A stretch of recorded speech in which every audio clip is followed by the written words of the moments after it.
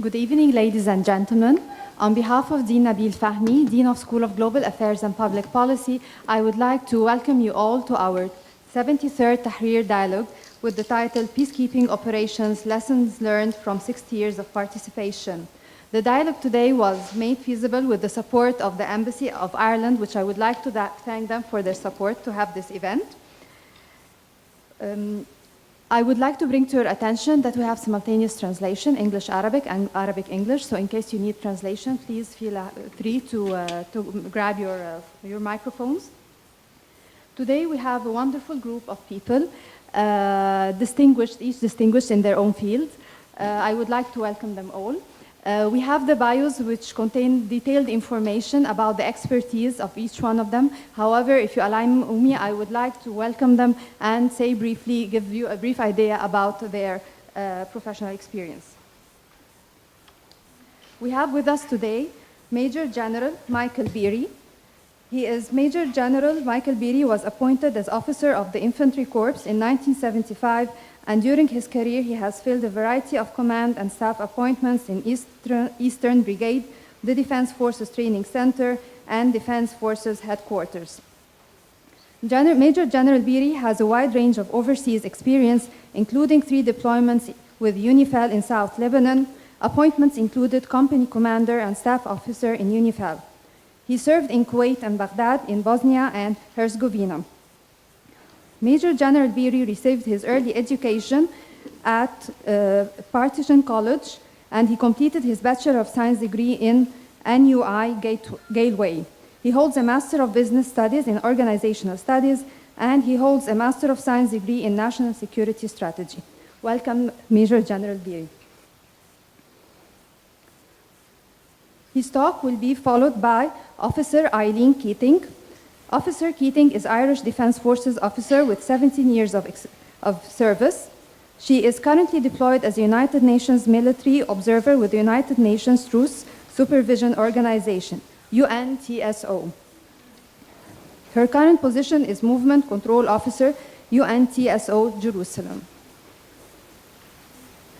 Our third speaker is Dr. Mona Hammam, former UN Resident Coordinator, Lebanon, and she's currently working on a book on the UN stances in the Arab world with a particular focus on the impact of geopolitics in Palestine, Iraq, Lebanon, Syria, and Yemen.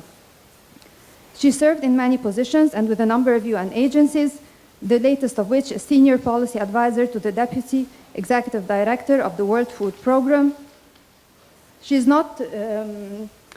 very familiar with the academic field as she served as assistant professor at the American University in Washington as well.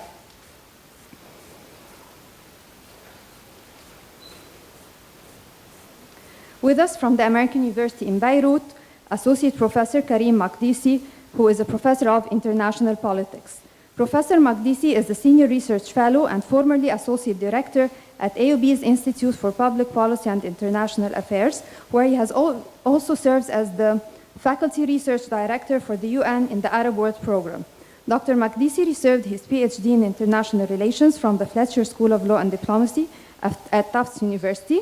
He co-edited a number of books, and he is a frequent contributor to various international news media on Middle East and international politics.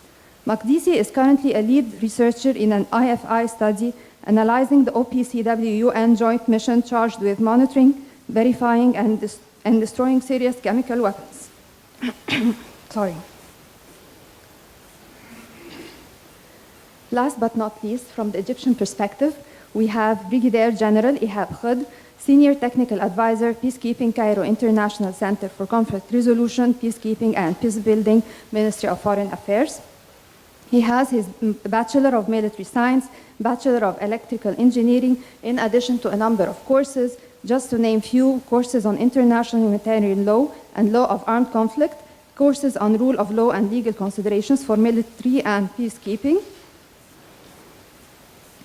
His professional experience varies from a company commander, humanitarian coordinator officer, French mission in Rwanda, in coordination with the African Union Organization. He has also a number of publications. Thank you, and we're looking forward to hear from you. Please, Major General.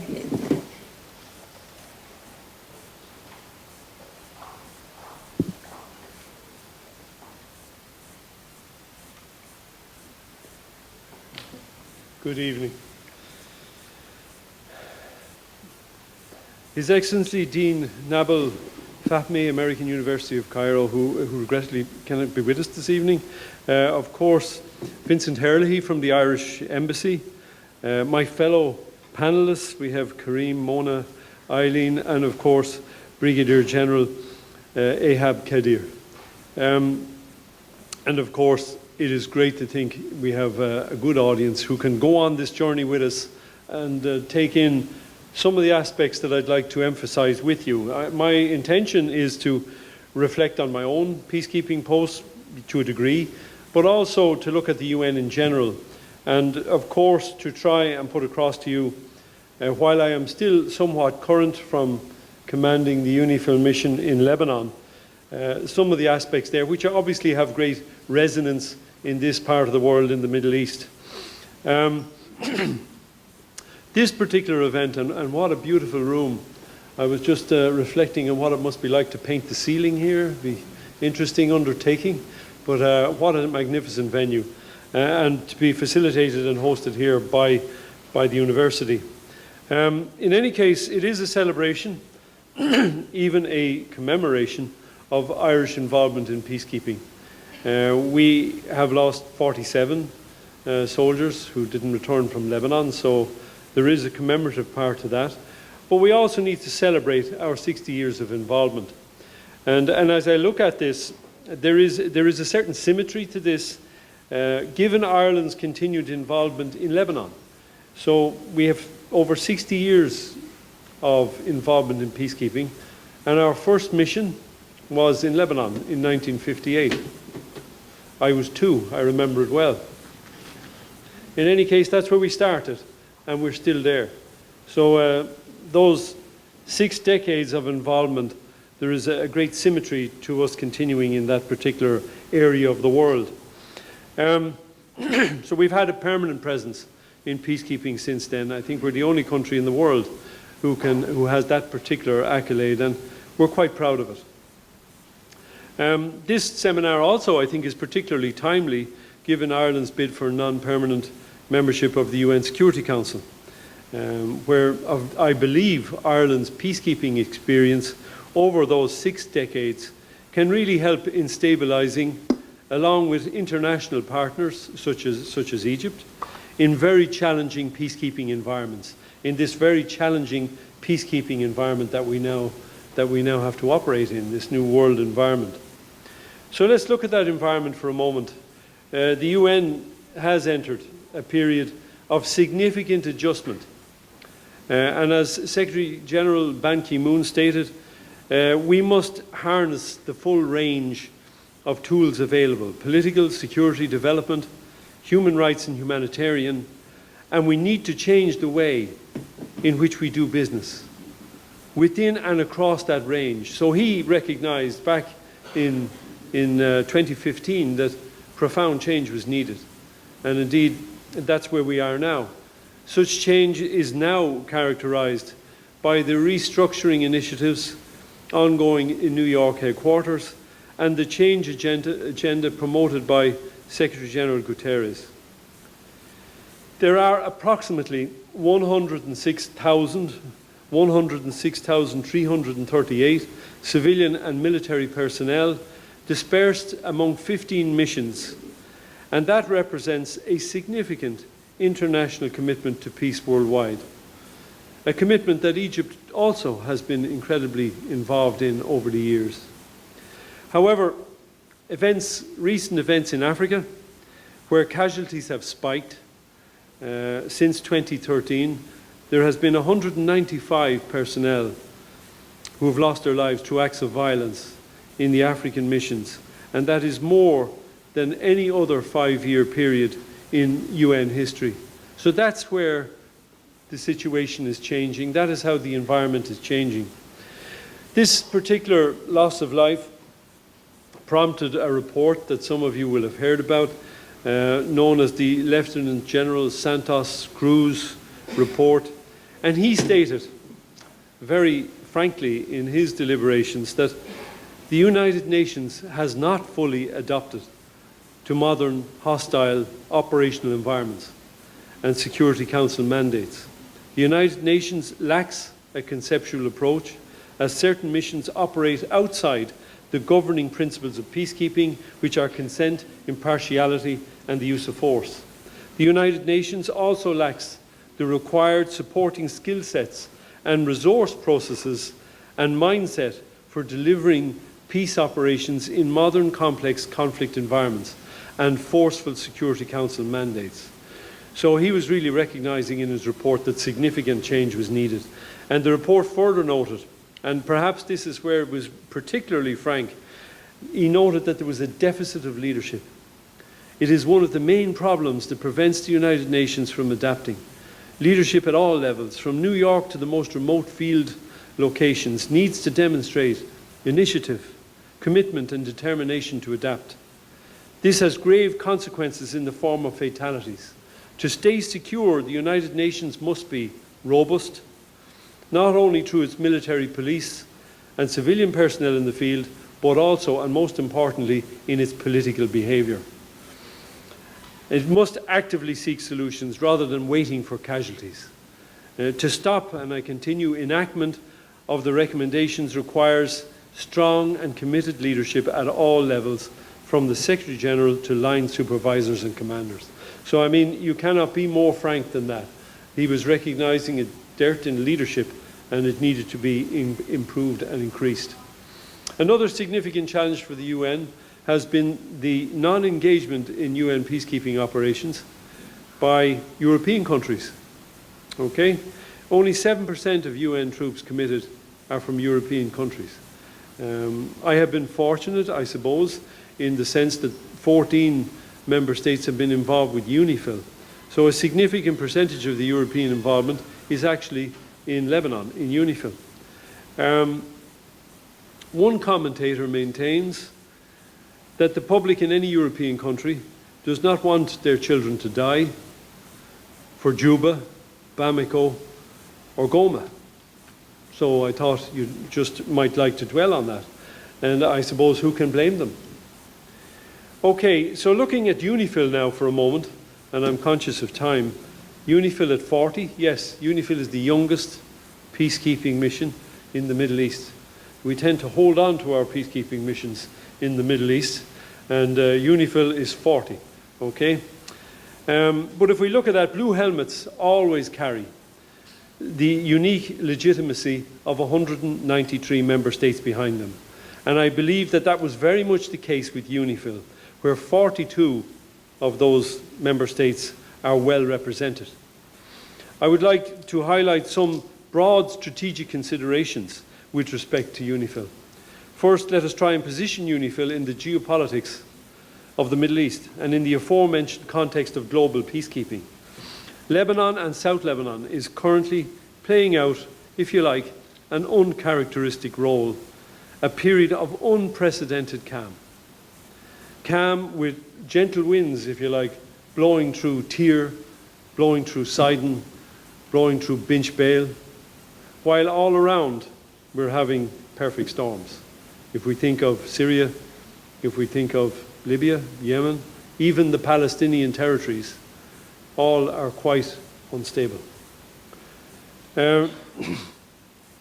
My personal introduction to Lebanon was the 1982 war, and I must say that the contrast that I have seen with my recent and final deployment could not be more pronounced. Measuring peace by what I like to refer to as the teenage index, okay? And I'll explain that. It puts South Lebanon close to 13 years without conflict. So next August, we will have teenagers in South Lebanon who will have not had a close and personal relationship with the conflict that we all know is always prevalent in that part of the world. So that's that gift of peace, that special gift of peace that the UN and those 42 countries have granted Lebanon. It should never be taken for granted. It is very special. We should remind ourselves that in Lebanon, it is an area that has traditionally been, and South Lebanon in particular, the greatest hotspot in the Middle East. Even though in recent conversations with Speaker Berry, who you will all know, he says, do you know, Lebanon is now the most peaceful country in the Middle East. And do you know the most peaceful part of Lebanon? Yes, South Lebanon. So an amazing take on what was such a difficult area. But the underlying causes of the indigenous conflict remain, if you like, unaddressed. And the strategic considerations underlying UNIFIL's deployment in this forum remain equally valid today and rendered even more complex by the spiralling regional conflict.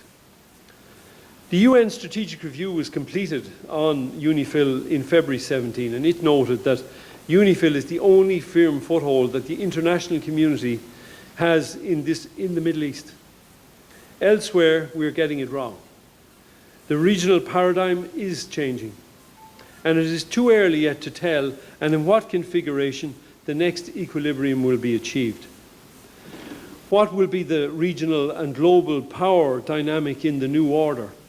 How the competing power interests will manifest themselves in the Lebanon-Israeli equation?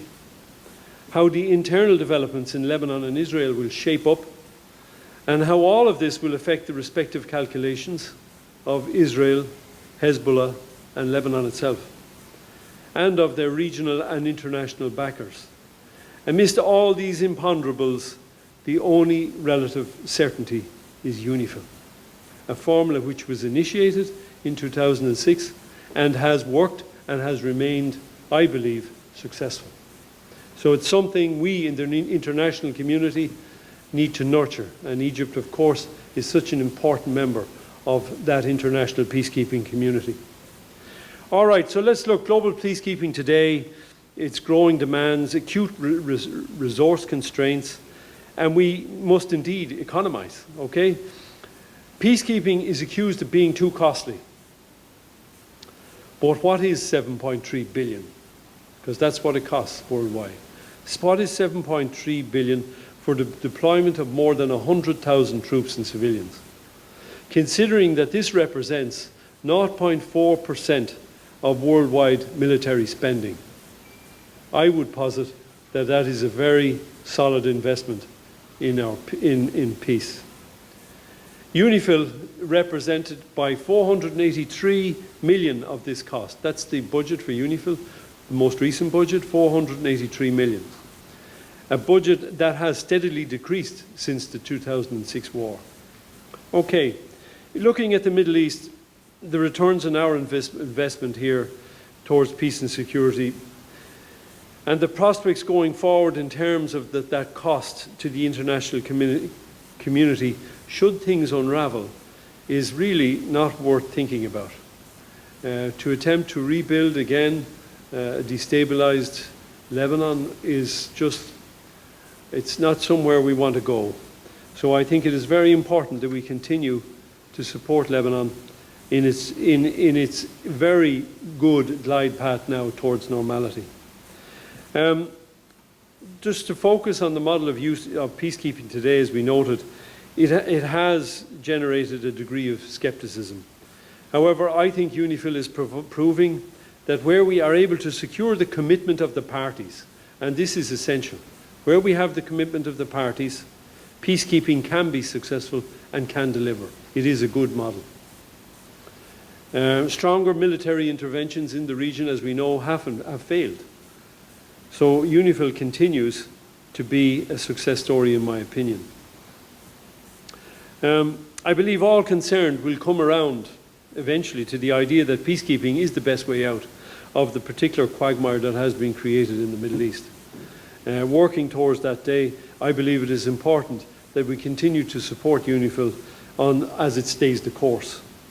Just for a moment, I'd like to reflect on my period of command and stress that the structure of UNIFIL is unique. It is regarded as probably one or the best peacekeeping mission in the world. Maybe I'm a bit biased, and maybe I'm not. But certainly the formula where you have a maritime component, you have the military component, and you have civilians, both national and international, working together in close unison in a good integrated manner, because UNIFIL is one of the most integrated missions. It has worked, and it will continue to work. And I counsel against changing that mix. UNIFIL remains, if you like, an interstate mission between two major parties, Israel and Lebanon, whereas the rest of the UN country team is more or less internal to Lebanon itself, and particularly dealing with the issues, the refugee issue from Syria. But however, some do regard that UNIFIL is just a holding operation, that is holding the blue line, it's stopping an outbreak. Is it worth all that investment? Well, I would suggest that there is great merit in holding the ground when everything around is in free fall. Sometimes the international community and UNIFIL stakeholders need to be reminded of the strategic considerations underlying UNIFIL's deployment. They should not lose sight that in turbulent times, UNIFIL is addressing those strategic considerations and the newer emerging challenges, but also to bring out how the role of UNIFIL has expanded beyond its original intended purposes. The mandate for UNIFIL, I want to deal with it very briefly because I'm very conscious of time. It has a mandate 1701 from 2006 is typical of a lot of UN mandates. It's ambiguous, okay? However, I believe it provided a solid handrail for the mission, for us to continue and to achieve our purpose in South Lebanon. I believe the mandate was very much fit for purpose. As you know, the mandate came in for a significant debate prior to the August 2017 renewal. It led to heated debate in the Security Council, and it certainly represented a moment when resilience and speaking truth to power was demanded of the UNIFIL leadership. A number of factors aligned geopolitically, as you know, including the settlement in Syria, with the possibility that Assad, Russia, and Iran, Hezbollah would be in the ascendancy. The new US administration looked to identify all suitable pressure points to limit Iranian influence, and of course, and to stop, if you like, the establishment of an Iranian crescent from Iran across the Levant to the Mediterranean. UNIFIL was definitely identified as one of the pressure points to engage more actively against and even confront Hezbollah. So it was a difficult period for the mission. We got through that period. The mandate was renewed. It was renewed with another mandate, essentially looking for a greater improvement in UNIFIL's visibility and reporting. And of course, we put all that in place. I just want to say that one of the major aspects of success with UNIFIL has been its ability to engage the parties. You can't impose or enforce peace. So if you have the engagement of the parties, it can all work so much better. And that is really part of the success story for UNIFIL. All the parties who I have been working with very closely over the past 2 years are very certainly at the professional military level, very concerned about maintaining the peace. All parties do not want an outbreak of conflict. So it is important for us to recognize that that particular aspect is very important. The tripartite system, whether you've heard of it, is UNIFIL chairing meetings between the IDF, the Israelis, and the Lebanese armed forces. Difficult, maybe, as it is to countenance that, it has worked very well. And it stops an outbreak of conflict, that accidental war that nobody wants. That is what we avoid through that particular process. In conclusion, I would just like to draw on peacekeeping and looking forward. You know, as we pass, UNIFIL passes the 60-year deployment mark, and Ireland passes 60 years of involvement in UN operations. I believe that UNIFIL continues to do its work, essentially fire brigading along the blue line. So I think it is time for political movement. Political movement can be extremely difficult in that part of the world, as you all know. Some very difficult conversations need to take place. Difficult conversations that in some quarters, couldn't even be countenanced. But sooner or later, conversations have got to take place. And with that, we can possibly hope for the necessary confidence-building measures. We have attempted during my period to do just that with the reservations, the Lebanese reservations along the Blue Line. We keep building. We cannot accept that peacekeeping is the acceptance of the status quo. Peacekeeping is not about the acceptance of the status quo. It's about trying to push forward and create change all the time. So really, it's back to my teenager index. I'm back with my teenager index. I think really, if I look at Lebanon after that experience, I would say that probably those really difficult conversations will need to take place, and they will probably take place with the current teenage generation. That is probably the best hope for us in Lebanon. But we hope that we can continue to keep the peace there, because we know just how important it is for the entire region. It remains the best path forward, but certainly, constant change we all know is necessary, and constant change is what we must adapt to. Thank you very much. Thank you.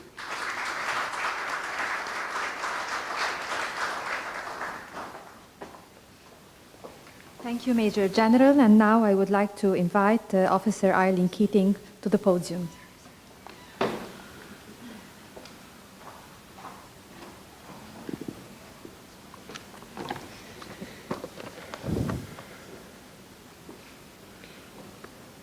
Your Excellency, fellow panellists, distinguished guests, I am Commandant Aileen Keating.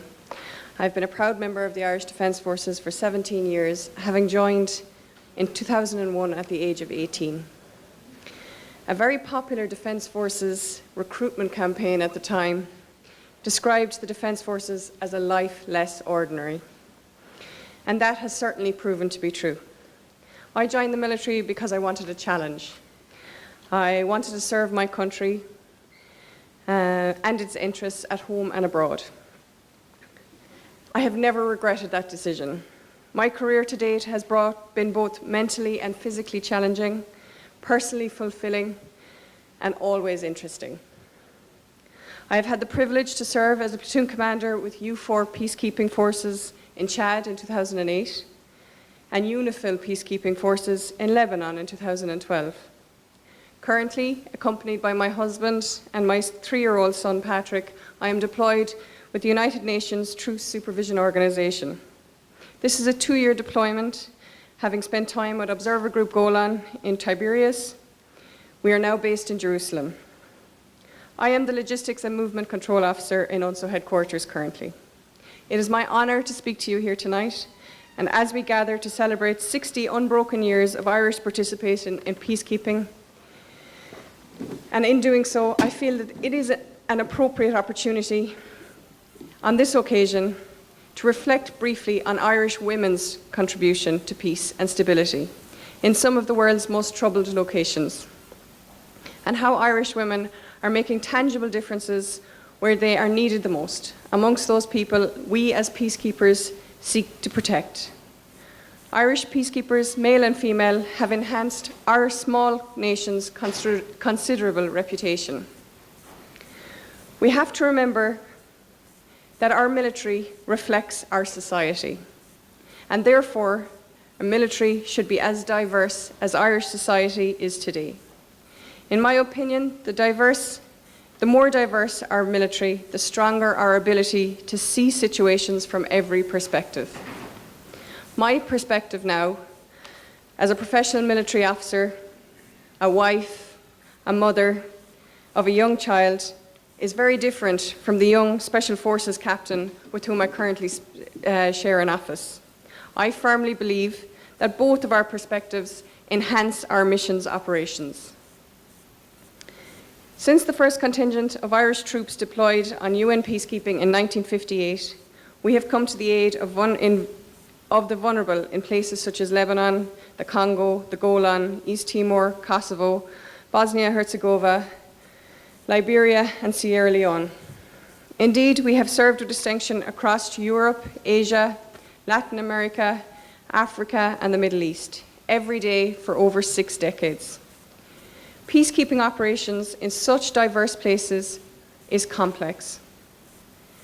Despite this reality, very often it is the men and women of Oglig na hÉireann, along with our international colleagues, who provide the very platform civil society requires to flourish in even the most desperate of situations. United Nations Security Council Resolution 1325, Women, Peace and Security, was first introduced in the year 2000. It sought to enable women to participate more fully in conflict resolution and post-war recovery, and to address the disproportionate impact of conflict on women and children. Ireland has embraced this important resolution, subsequently developing both a national action plan and a Defence Forces action plan. It is my belief that our engagement on such issues forms an important part of Ireland's commitment to tackling gender inequality and promoting human rights globally. The first time that I was formally introduced to Resolution 1325 and its subsequent revisions was during my pre-deployment training for Chad. A gender advisor employed by our force commander came to the United Nations Training School in Ireland to lecture our battalion leaderships on the importance of gender in peacekeeping operations. This lecture brought with it the realization that women in war-torn countries lead a life less ordinary of a very different kind, one in which they have no control. Women and children are often the worst victims of war, suffering violence, sexual violence, and lack of access to life-saving healthcare. I will admit, as an inexperienced young female lieutenant working hard to fit into a male-dominated battalion, I was skeptical of this lecture. Initially, I felt it drew unwanted attention onto me and that I was a female. Yes, I admit that at that stage of my career, I saw being a female as a disadvantage. I just wanted to get on with the job. I'm very happy to report that I was wrong. My personal experience since that first lecture has proven time and again the importance of gender diversity in the military, and in particular in peacekeeping missions. Having women as part of the peacekeeping force is indeed a force multiplier, complementing the hard work of our male counterparts. In my opinion, executing Resolution 1325 at the tactical level is where it matters the most. Nowadays, Irish battalions deploy with gender in mind. So much so that an officer is appointed as gender focal point. So for us in Chad, our gender focal point was an enthusiastic young captain named Gillian Collins. Gillian and I spent 4 months, along with 3 other officers, in a very small tent in 45-degree heat. It's fair to say that we knew each other pretty well at the end of that period of time. As our gender focal point, it was her responsibility to conduct briefs to our company's personnel. In this regard, she specified what information we should collect when we were on our patrols. She also held regular female-only meetings within the many IDP and refugee camps that were in our area of operations. We quickly saw the value in Gillian's work when shortly into our deployment, we identified that women were being targeted on certain routes to and from the market. That information enabled Gillian to speak to our battalion operations officer and adjust our company's patrol matrix, shifting our short-range patrols to cover the identified areas on market days. Furthermore, my subsequent deployment as platoon commander in South Lebanon with UNIFIL showed me personally that women are essential to peacekeeping operations. I saw firsthand how deploying female members on tactical teams gave us greater access to the local population. Having women as part of a peacekeeping force helps make peacekeeping force approachable to women in the community. In many environments, it is culturally unacceptable for our male peacekeepers, or indeed our female peacekeepers with male interpreters, to speak to women from the local communities. The conversations and interactions that peacekeepers have with the local population are so important. They're an important part of building relationships, developing trust, and increasing our awareness of the current situation. Therefore, it is worth remembering that approximately 50% of the population in our operational areas are women. Some would argue that by having women peacekeepers in the operational environments, we access 75% more of the local population. We need female peacekeepers to be on our checkpoints, to be members of our patrols, to take part in key leader engagements. Without gender qualified people doing the work that they do, we are restricting ourselves and the information we are basing our operations on. Militarily, this makes no sense. In addition to the operational perspective, it is also important to remember that our female peacekeepers act as role models in the operational environment. I feel that our presence alone can inspire women and girls in often male-dominated societies, perhaps encouraging them to push for their own rights and for participation in peace processes, enabling them to believe that they can contribute to the political and security processes of their society in a meaningful way. And so it is encouraging to have experienced an increase in the number of female peacekeepers across the peacekeeping community. In my current mission with UNSO, I am working with Finnish, Dutch, Swiss, Danish, Bhutanese, and Australian female peacekeepers. It is obvious that across the world, militaries are increasing the number of females in their peacekeeping forces. At this juncture, I wish to stress that just because I'm a woman does not mean that I have a gender perspective. It is vital that not only should we have females, but we should also have personnel who are gender trained. To have a gender perspective is to be able to look at any situation and see how it affects men, women, boys and girls differently. And men can do that too. The Defence Forces are currently in our second iteration of the Defence Forces Action Plan for the implementation of 1325, creating a specific gender advisor appointment at Defence Forces headquarters in order to mainstream gender in the military planning, operations and training both at home and overseas. The Irish Defence Forces recognises the special needs and contributions of women in armed conflict, with special gender-related training modules issued by the United Nations Training School. The Defence Forces ensures that all personnel deploying on active service to missions throughout the world receive detailed instruction in the areas of human rights, code of conduct, sexual exploitation and abuse, gender-based violence, the gender perspective, UN Security Council Resolution 1325, and the related resolutions. The instruction is mission-specific. Embedded within a deployed force, there will be a number of specifically nominated and trained gender focal points who advise the unit commander on the incorporation of a gender perspective within the overseas operations.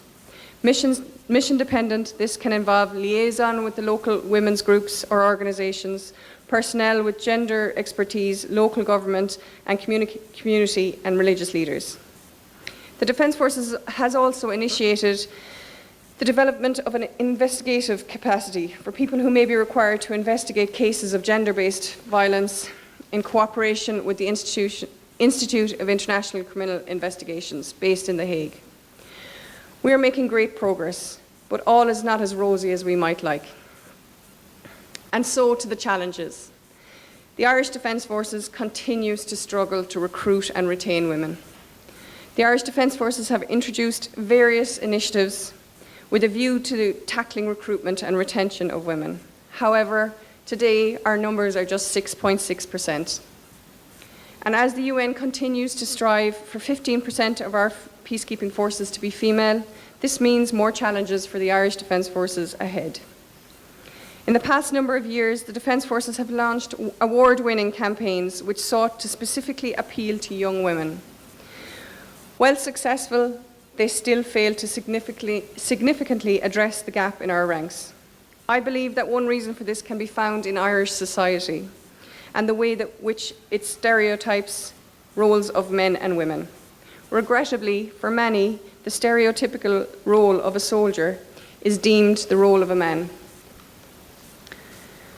While our advertisements may appeal to young Irish women, it is often the subsequent chat that they have with their parents or their friends which steers them away to more conventional female roles. We need to break through those gatekeepers and convince them that their daughters, sisters and friends can have a full and rewarding career in the Irish Defence Forces. A career which respects the strengths that they bring to operations. A career which makes life for women in war-torn countries a little more ordinary. and a career that they can be proud of, a career which brings with it a life less ordinary. Distinguished guests, I thank you for your attention and wish you a good night.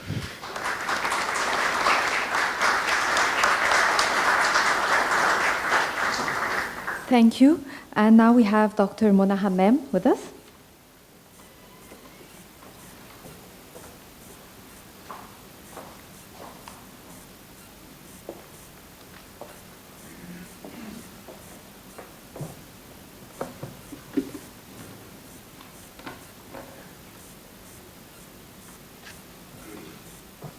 Thank you very much. It's a great pleasure for me to be here this evening, and I'd like to thank the Irish Embassy and the School of yes, at the AUC at the American University in Cairo. I don't have a prepared speech because I'm essentially going to be recounting some of my own experiences as resident coordinator, UN resident coordinator in Lebanon during a very turbulent time in its history, from 2004 until the end of 2007. But I'd like to at first start that, to say that I'm here to celebrate with Ireland with 60 years of uninterrupted or unbroken participation in UN peacekeeping. And I think Ireland enjoys a very special place, I think, in peacekeeping and in other areas of UN endeavors, because it is actually indeed committed to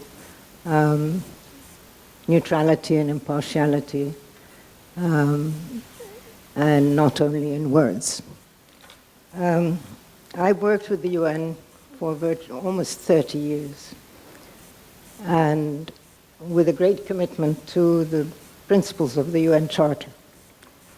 And over the 30 years, I think one has to combat in one's professional history some disillusionment because those principles aren't always upheld in all situations. It's quite telling that the first ever peacekeeping mission was established in the Middle East in 1948, and that's UNSO. And 1948, that was following the partition of Palestine under the British mandate. And UNSO still remains to this day in most of the, what was then the confrontation states, without a peace, without a just peace. So there are some things that I think we have to be, I have the luxury now, having retired from the UN, to be critical of some of the positions that the UN has taken. Although during my career I also stood up and spoke truth to power, not always to my advantage, but I did. And I think one ends up being penalized, actually, when one does that. But I think it's important to be true to one's own convictions and to the principles of the United Nations when they are abandoned and when responsibilities are abdicated. In Lebanon, before I start on Lebanon, I mean, I think there are, in the history of the UN, particularly in the Middle East, there are positions of the UN, and when I say the UN, it doesn't mean the institution itself, but actually the organisms that take very, very strategic decisions and very important decisions, and that is really the Security Council. And the Security Council, in essence, are member states. And there are 5 permanent members, as we all know, and they are essentially the victors of the Second World War. There have been attempts to enlarge the Security Council, to include more permanent members, but that has never really gone anywhere up to now. So, for instance, on Iraq, I think that was one blot on the history of the Security Council. I think also the partition of Palestine, the way the consequences of it, the far-reaching consequences of it, and particularly now, where there is less and less hope that there'll be a resolution, a just resolution, and real peace in the Middle East. Particularly with the latest policies that have been adopted on Jerusalem, which is again in defiance of international law. And of course, you know, the conflict itself has been whittled down from Arab-Israeli conflict to Gaza and Jericho, to and now it is essentially the resolution that seems to be on the table is one where the refugees are going to lose their status as refugees, particularly with the positions now on the funding of UNRWA. And I think these are elements that I think that we need to grapple with and that we need to mobilize around. My experience in Lebanon was an interesting one because it was very volatile. When I was appointed as UN resident coordinator, everybody said, "Oh, what a lovely place it is. You're very lucky to go there. Great life in Beirut." And within weeks of my getting there, things fell apart in many, many ways. First, there was the adoption of Security Council Resolution 1559, which basically called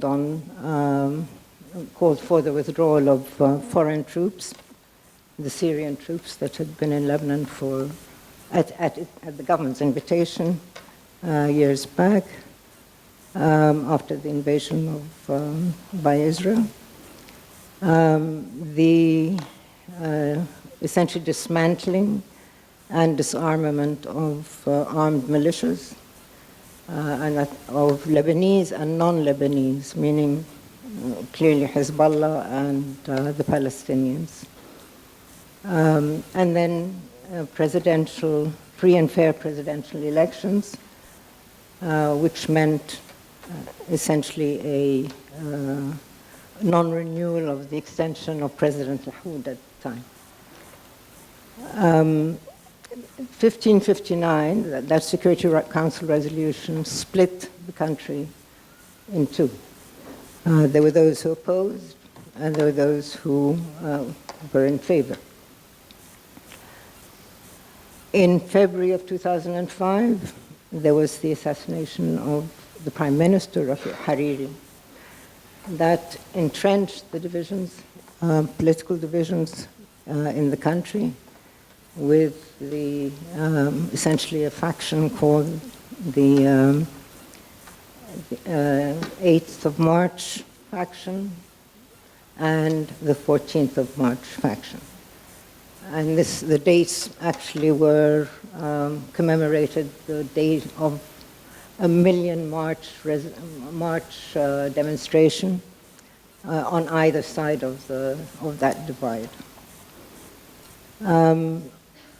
There were then a series of assassination attempts of prominent personalities in Lebanon, and then there was the abduction by Hezbollah of 2 Israeli soldiers from across the Blue Line, which then became a pretext for a war against Hezbollah or against Lebanon.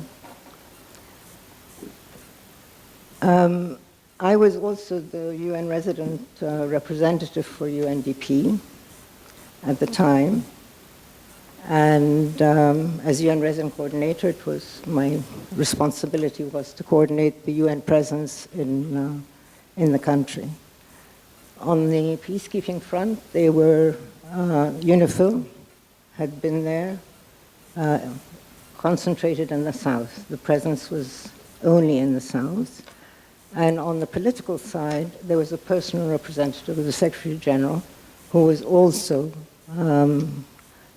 whose mandate was confined to the south as well.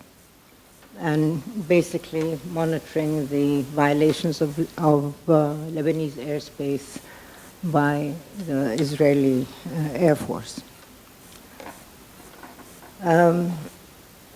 Following the war, which was quite a devastating war, there were lots of machinations to expand the political presence of the UN in Lebanon and to expand from the south to the whole of the country. And increasingly, just as the peacekeeping missions have changed in the course of the past 70 years, the UN's response has also changed in terms of how it organizes its presence in conflict and post-conflict situations. During the UN reform under the late Secretary General Kofi Annan, there was a series of reforms, and one of the reforms, which was actually developed by Lakhdar Brahimi, who's an Algerian diplomat and negotiator, was the concept of an integrated mission. And the integrated mission was increasingly now being led by the Department of Political Affairs. Some integrated missions are led by the Department of Peacekeeping, but now there are around 26 political missions and 14 or 15 peacekeeping missions globally. The political missions in the Arab world include Iraq, they include Palestine, they include Libya, Yemen, Sudan before the partition of Sudan and the division of Sudan into Sudan and South Sudan. And in Syria, there was also an attempt to establish a political mission, but that was rejected by the government, although there is an envoy. In Lebanon, interestingly, the model that was being proposed was very similar to the one in Palestine, which is to have a special coordinator for Lebanon. But I must say, the way it was done, and my own experience, it was a very contentious kind of experience. First, Lebanon, as we know, went through 15 years of civil war. There was a relative peace following that with the Taif Agreement, and until this turbulence that started in 2004. The machinations to get a political mission, which, by the way, the government of Lebanon was not consulted about and did not formally approve, was done in a very underhanded way, if you like. But it was the opportunity of the war, of the financial crisis in Lebanon, which the debt to GDP ratio was extremely excessive, and there was a Paris conference that had taken place every 2 years to try and do fiscal and economic and reforms to be able to draw down the debt. It was an infusion of money. The situation was ripe for these machinations to develop. And interestingly enough, it was ex post facto that the Security Council actually endorsed the establishment of an integrated mission. And it was during the transition between the late Kofi Annan and the beginning of the mandate of Ban Ki-moon as Secretary General that this decision was taken. And again, and I repeat, it was against the wishes of the government of Lebanon itself. I took a very open position against this shift because there are certain flaws in what is called an integrated mission, because essentially it subsumes all the agencies that have been operating in a country for decades and which have programs, whether it's development programs or humanitarian operations. It subsumes them under a political agenda. And if you're subsumed under a political agenda as a development agency or as a humanitarian actor, you lose the confidence of the communities with which you interact with and relate to. And you can also lose the confidence of the government. Indeed, with the beginning of the so-called Arab Spring, there were attempts even to establish some kind of integrated missions in the countries of the Arab Spring. And that included Egypt, included Tunisia, in particular. But they never got anywhere, actually. So, in essence, when you bring the development agencies and you are led by the Department of Political Affairs, and the Department of Political Affairs gets a lot of its direction clearly from the Security Council, you're dealing with, the global balance of power. And we're talking about geopolitical interests in specific conflict situations. And the Middle East is a particularly fertile one for the involvement of the major powers, which tend to shape not only the trajectories of conflict, but also their outcomes. In that respect, I have enormous respect for peacekeepers, and I'm not sure whether the political orientation that is increasingly now being discussed, which may even put, I think, DPKO under or merge DPKO and DPA, what influence that is going to have. Sorry, can you hear me? Am I speaking into the microphone or am I speaking to myself? Okay, sorry. I think some of those things, some of those so-called reforms are ones that need to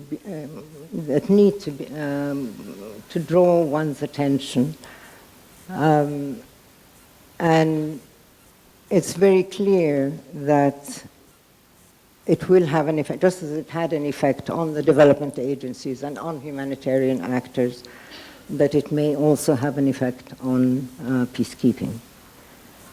I'm not sure I think we can have a debate on some of the things that have been said here today, but of course I would like the interaction from the audience as well. But I must say that having opposed the establishment of an integrated mission in Lebanon. And there is some formulaic way of trying to impose the same sort of setup in all conflict and post-conflict situations, particularly in this region, which is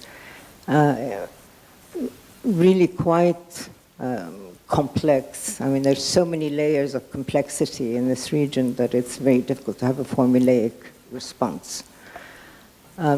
But I decided that I would leave my position if an integrated mission was established. And I must say that the representative of the Secretary General who wanted to expand his mandate was very pleased that I was leaving. And again, I would like to, in terms of women, I think Arab women have had a difficult time in the UN, particularly if you're vocal, if you stand up, if you speak to power. And I know several Arab women, despite the rhetoric of wanting to engage more women.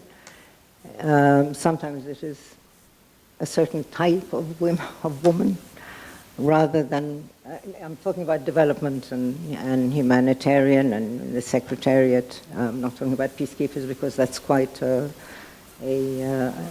important, I think an important breakthrough to have women peacekeepers.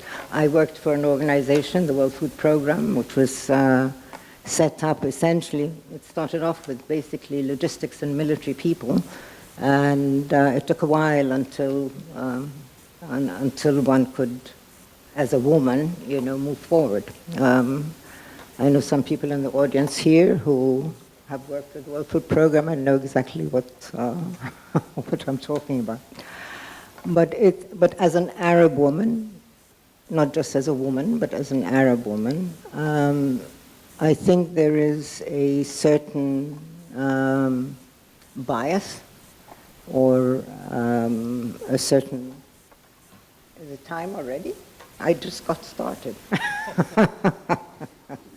But I'm happy to leave it here, and I'd be glad to respond to any questions, and I think we can have a very good debate. Thank you very much, and congratulations, Ireland.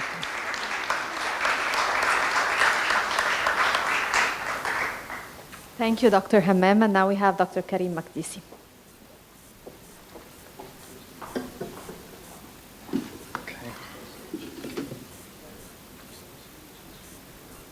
Okay, thank you very much, and thank you to the organizers and to AUC as well for inviting me here. I will try to stick to my 10 to 12 minutes as much as possible. I am not Irish, but I have a very close connection to Ireland from even when I was very young. My favorite football team was Arsenal, and in those days Arsenal was full of Irish players like David O'Leary and Frank Stapleton and others. So I was, I've always had a very close connection. But the second reason is that Ireland, unlike a lot of the other European peacekeepers and others, and we grew up, of course, there were peacekeepers in Lebanon, is very much an anti-colonial country. So it was a country that fought colonialism, much as Palestine, much as many countries in our region, Egypt, other countries have all been part of the anti-colonial struggle. And so Ireland, of course, was part of that kind of history. And so there was a resonance always with dealing with Irish soldiers and peacekeepers and others, as opposed to maybe some of the other countries that didn't have that kind of history or that kind of connection. So with that in mind, in terms of peacekeeping, I think it's always important to try to figure out what we mean by peacekeeping. It's changed a lot. The general and others talk more about perhaps the operational aspects of peacekeeping, and that's very important. And the Secretary General, every few years or every period, they change the doctrine, they try to fine-tune, they try to make lessons learned, improve the situation, try to figure out what's going on, and try to improve things on the operational level. But I'm not going to talk about that, but more on the political level, because peacekeeping is not just an operational issue. It's not just here you deploy, let's figure out how many people you need, let's figure out what kind of weapons you need, let's figure out what the villages are, who to talk to, who not to talk to, but it's framed, unfortunately, it's framed within international politics. And so that's my first point, is that the peacekeeping has, over all these years that the Irish have been involved, has very much changed depending on the frame of international politics and world order. And especially the power of the United States, which has had, of course, a huge disproportionate impact on UN and UN policies. So I just want to touch on 2 or 3 of these phases that I think are very important that kind of underline this point. The first one is, even in thinking about the UN, the very idea of the UN itself, there's a dispute to this day among historians, less so among political scientists, but mostly among historians these days, as to what the very idea of the UN is. So on the one hand, you have those that will, and this is the mainstream traditional view, is to think about the UN as drawing from some kind of the Wilsonian liberal tradition. It's about putting in democracy, it's about building proper societies, it's about self-determination, it's about all these nice liberal values. And that the United States was the primary organizer of this during World War II, and so the UN was born in that period. The more critical view of this is that the UN is actually a product of a previous time and a product more of British Empire rather than of kind of American Wilsonian liberal ideals. And the idea behind that is to say very much that the UN itself was built on a more racialized structure and understanding of world politics as a way to save a kind of civilizational understanding that was happening because of World War I and World War II. The West and the so-called civilized world were collapsing on each other, and the UN was meant to be, in part, in this history, was meant to try to organize the relations among these civilized countries to prevent war, not in the third world countries and not in other places, but between or among the Western countries themselves, the so-called civilized countries. So both of these there are debates about this to this day, and it's still important. So when we talk about the UN, what is the UN? How does the UN work? Both of these views from the very beginning, the colonial, the anti-colonial, are very much still intertwined in the very fabric of the UN, I think. So that's in terms of the creation.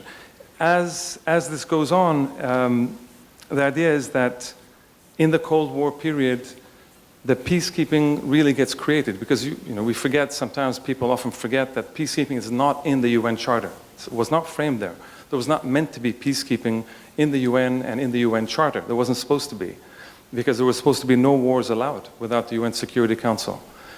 Peacekeeping gets invented in this period, and it's important for us in this region to realize that the peacekeeping and what comes to be called peace operations really are produced because of this region, and in this region. And so not only is the creation of peacekeeping done here, I think Mona mentioned that UNSO was the very first peace observer mission.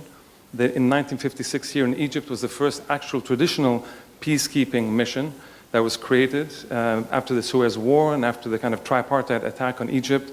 And then they were forced to withdraw by the UN. General Assembly, with the US in that case, was helping out. The idea was, okay, what do? We send in the military to try to protect these zones and create what came to be the traditional peacekeeping doctrine, which still gets played around with today. That's the one of impartiality, of the non-use of force, and in trying to be interposing between two states in a kind of war, and to stay out of the local conflicts. That was the idea, and so it gets produced here. In fact, the very idea of the political mission is created along the Arab-Israeli war as well. And throughout the Cold War, more than half of all the peacekeeping missions actually take place around the Arab-Israeli war. So really the Middle East is a central point for the production of many of the UN agencies, including the refugee agencies, including a bunch of other agencies and norms. All of this gets created with the experience and the practice in the Middle East, and that practice then goes back up to the UN, to the Secretariat, and then there's a kind of evolution of the experience and of trying to recreate what's going on to make it stronger and better. So there's this connection always with this region. In the post-Cold War period, again, all this reflecting international politics. In this post-Cold War period, the central issue which was established during the Cold War, which is this notion of sovereignty, was essential. In the post-Cold War period, without the Soviet Union and with the sort of larger Third World bloc having been on the demise, let's say, in the post-Cold War period, it no longer constituted an important political power, the Third World bloc, the G77 within the General Assembly that was so important in the 60s and 70s.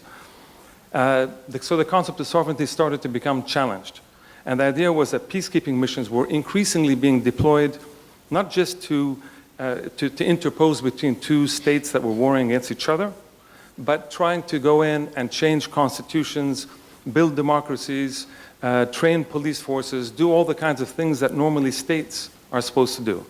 And the idea is, from the northern point of view, from the western point of view, well, the Cold War is over, proxy wars are over, and so now it's our duty as part of this reborn global liberal project, our duty is to go in and to fix the states that have been ruined in these proxy wars and to bring them into this kind of liberal democratic world. That was the goal behind many of the new peacekeeping missions in the 1990s, in the kind of early post-Cold War period. What happens, though, is that these kinds of ideals, these kinds of liberal ideals start to hit a block. They start to hit a wall.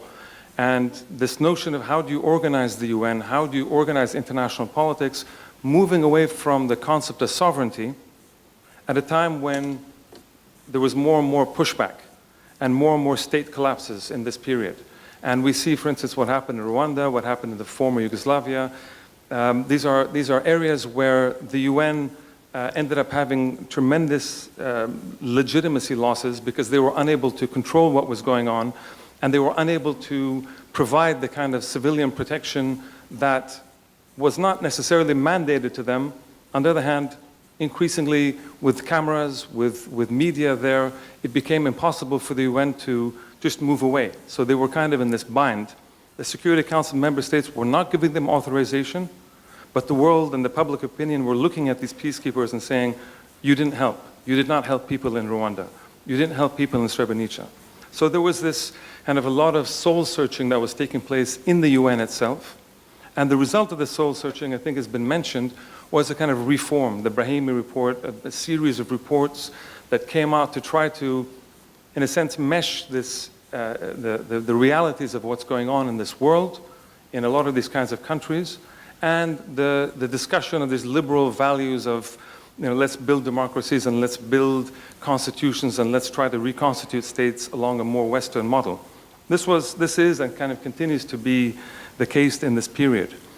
The final kind of phase that I want to refer to, and then maybe touch a little bit on Lebanon, since others have been talking about it, is the war on terror period. So if in this post-Cold War period, it was about trying to re-engineer states in a kind of liberal way, because these states were collapsing or were deemed to be weak by the Security Council. What the war on terror period happened is that it became much more militaristic. So you no longer had the UN being the center of this kind of multilateralism, helping out in the liberal projects, but now a much more imposed, much more militaristic attacks from the US in particular that was trying to force a kind of re-engineering of states, especially in our region, well, from Afghanistan to Iraq, and then to what was meant to have been to Lebanon and Syria, and then ultimately to Iran. This whole band, what was called, the kind of evil band, or what, the Shia crescent, and all these kinds of terms that were being used in this period. The idea was, well, we couldn't do this in another way, so let's use the military, let's use force to try to enforce this kind of idea. Well, what was the UN and what were the UN peacekeeping role in that case? They were put aside. They were challenged by the US. George Bush, at the General Assembly, no less, kind of came and said, well, if you don't do what we want, you are now going to become irrelevant. We are no longer in this post-World War II order. Things have changed. We're going after terrorists. We're not going after states. We're going after non-state actors. And you, the UN, have to fall in place. You have to change your doctrines. You have to change your ideas behind how it is that you're supposed to go about. And you have to help us in our mission, in how we deem what our security issues are. And that means going into states, and that means finding particular actors, or spoilers as they would call them, and going after them as part of this. The UN, there was again more soul searching because many in the UN Secretariat and bureaucracy understood that was not possible. in any meaningful way, especially not in a rush like that. On the other hand, they were pulled along in some cases, and Iraq is I think one already mentioned, Iraq was one of the low points in the UN history, because the Security Council refused the mandate to the United States in its invasion in 2003. On the other hand, right after the war, the UN caved into US pressure and sent in a peacekeeping, or sent in it wasn't a peacekeeping, but it sent in a mission, a humanitarian and other kind of peace-building mission into Iraq immediately after the war, and that provided a kind of legitimacy to what was then the US occupation. And this was a kind of a point. It was an attempt for the UN to try to repair its ties with the US after the 2003 war, but it backfired spectacularly. And we know that the Sergio de Mello, who was the main UN person there, that was sent by the Secretary General, was killed along with a lot of his colleagues in Iraq. And while that's tragic, of course, and it's tragic on a personal level and tragic for many and his UN colleagues, it's also, taking a step back, it's also very symbolic that at that point, after Iraq in 2003, in this region, the UN at that point was identified with the US. It was trying not to, but it was on the ground being identified with the US. And so there was this kind of crisis. This crisis then moves on to Lebanon, many are saying. So after Iraq, the US started to target Lebanon, and Lebanon meaning Syria, Syria meaning, of course, Hezbollah, Iran. So this whole circuit. And the idea was we need to get rid of Hezbollah. That was if we reduce it all, the question was to try to remove the weapons of Hezbollah and make it easier, especially for the Israelis, to be able to have a kind of control in that area. They moved in, and I think, perhaps I might disagree with some of the characterizations about Resolution 1701, about how UNIFIL was deployed immediately after the war. Because remember, UNIFIL, as the general has said, of course, came first in 1978, but its mandate was changed hugely in 2006. What was that mandate change? Because remember, we're talking now the war on terror, we're talking right after the Iraq war, and still the period in Iraq was still quite fresh. We're talking about a lot of threats against Iran, against Syria in this period as well. And so the question is, what was UNIFIL supposed to do in light of this resolution, 1701? I've written a lot about this, and one of the conclusions that I drew is that this resolution actually contains two different things. It contains a peace enforcement. We're going to go in and we're going to disarm Hezbollah, whether they like it or not. And it also contains a more Chapter 6, a kind of, no, we need to work with the Lebanese state, we need to work with the Lebanese army in order to just, bring the army back and try to provide a certain kind of security and stability in South Lebanon. The words were in this resolution 1701, there were enforcement words that are not usually associated with the kind of more regular peacekeeping terms. It was confusion. And the reality is that at the beginning of the deployment of UNIFIL with the European troops coming in right after the war, there was tension. There was some tension with the Spanish units who were coming straight from Afghanistan with a much more militaristic, not militaristic, but a much more aggressive stance towards people in South Lebanon, not understanding that the context in South Lebanon was very different than the context in Afghanistan, where they were coming from. And there was also some elements in some of the French units and others that were trying to implement a more aggressive stance towards the local population in South Lebanon. Pretty quickly, over a period of about a year, it became clear that that wasn't going to work. And a period of stability that the general alluded to, that continues to this day, is very important. It's important because the UNIFIL has done an exemplary job in what it's supposed to be doing.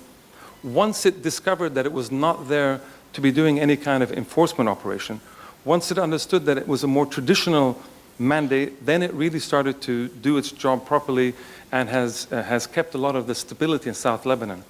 But the actual reason, and another reason that's important to point out here, is that Hezbollah was not defeated in 2006.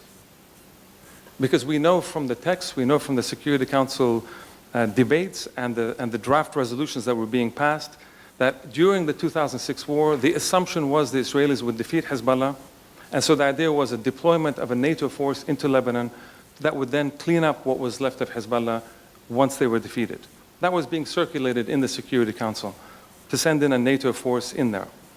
The fact that Hezbollah was not defeated meant that they had to go back to the table and produce a much softer resolution.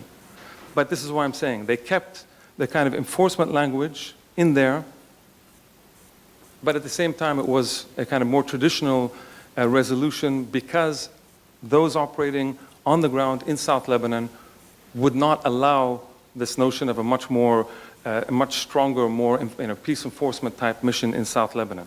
So it's very important. You have the operational idea. So if UNIFIL had not used its maximum ability in the mechanisms, in the conflict resolution mechanisms, in turning up fires and making sure that there were hotlines and convening them in tripartite, all those mechanisms were extremely important and actually produced. I mean, there was a lot of innovation that went into this kind of, into this peace mission. But it's very important to understand that that itself is one part. The other part is the politics. It's what's going on the ground and how that reflects back onto what the Security Council is able to do or not able to do. So just trying to put these things together, I'm sure we can have a lot of discussion about this. Thank you very much.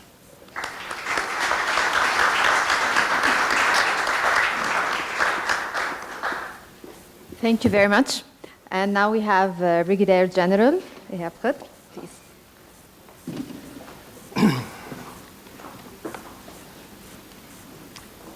Since I'm the last one, you can give me more time, yes? Okay, thank you. Your Excellency, ladies and gentlemen, I'm Brigadier General Ihab Khadr. I served in 3 peacekeeping missions before. The first one in Rwanda with the French intervention forces during the genocide in 1994. And the second one in Western Sahara, and the last one as a senior information officer in Democratic Republic of Congo. I would like first to thank the AUC and Ambassador Nabil Fahmy for inviting me today to speak. And also I would like to thank the Embassy of London for sponsoring this event. During my talk today, I will cover the Egypt role in peacekeeping operations, including our participation, previous and current, and the challenges, and the last one, the lesson learned. Kindly note that I will deliver my speech in Arabic, so please put your headset for translation. Thank you.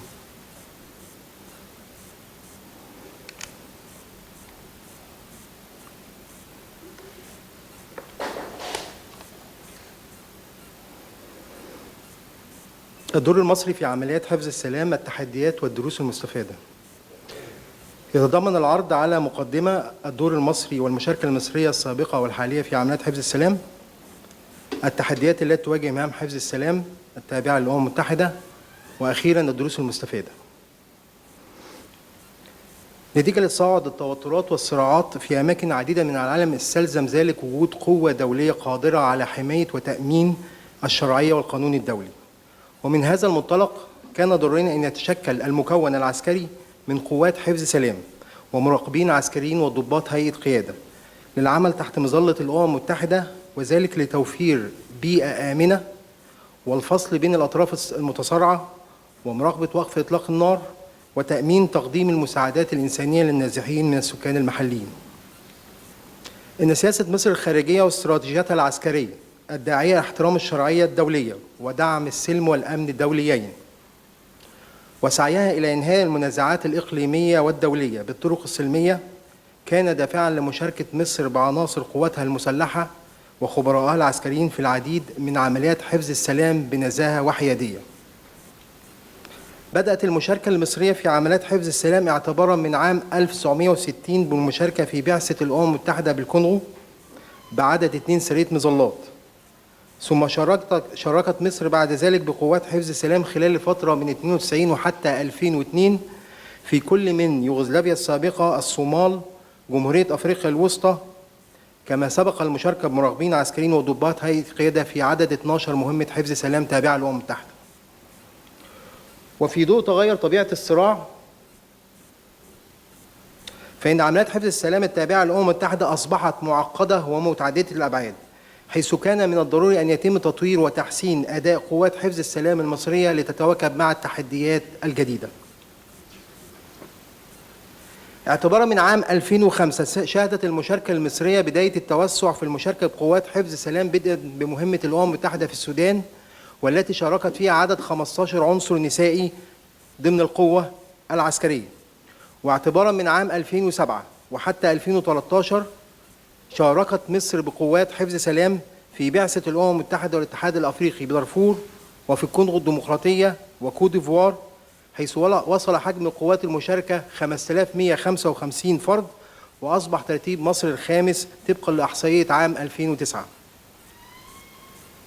تشارك مصر حاليا في عدد 6 مهام بإجمالي 3166 فرد، وذلك بقوات حفظ سلام ومراقبين عسكريين وضباط هيئة قيادة، منهم عدد 7 ضابطات في كل من دارفور، الكونغو الديمقراطية، مالي، أفريقيا الوسطى، الصحراء الغربية، جنوب السودان، بالإضافة إلى 5 وحدات شرطة مشكلة في كل من مالي، الكونغو، دارفور، أفريقيا الوسطى، وتحتل مصر حاليا الترتيب السابع ضمن الدول المشاركة بقوات. يتولى مركز القاهرة الدولي لتسوية النزاعات وحفظ وبناء السلام التابع لوزارة الخارجية بالتعاون مع وزارة الدفاع المصرية تنفيذ الدورات التدريبية الأساسية ما قبل النشر لقوات حفظ السلام المخطط مشاركتها في مهام الأمم المتحدة المختلفة، والمتضمنة التدريب على مكافحة الإساءة والاستغلال الجنسي، وتنفيذا لتوجيهات سكرتارية الأمم المتحدة حول سياسة عدم التسامح بضرورة توعية الأفراد حفظ السلام حول موضوع الاعتداء والاستغلال الجنسي وسبل مكافحته. قام المركز بالتعاون مع منظمة الأمم المتحدة للمرأة بإعداد كتيب إرشادي تحت عنوان منع الاستغلال الجنسي في عمليات حفظ السلام، يتم توزيعه حاليا على قوات حفظ السلام.